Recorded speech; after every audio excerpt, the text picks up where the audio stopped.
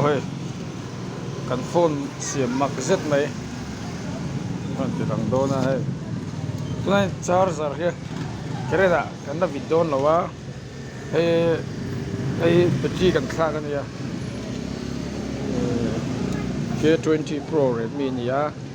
xuân charger cái này là video lâu đi xuân cái này là video lâu khiến cần charge chỉ đằng đây cái này lên video á thì nó ông ta hey charger hi khang vit china morto ai charge ta dai mai ni ai kira dai vit laure maklu tu ba ai charge mai ni lawai fast charging work kat ma ti om thei nge mi singa nge ai ti om thei nge phone an ti ton shit ti ma har khop mai ku ka ai charge ta kan en le heta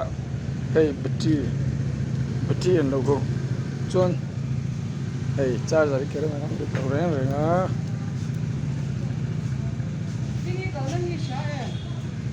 bazara akal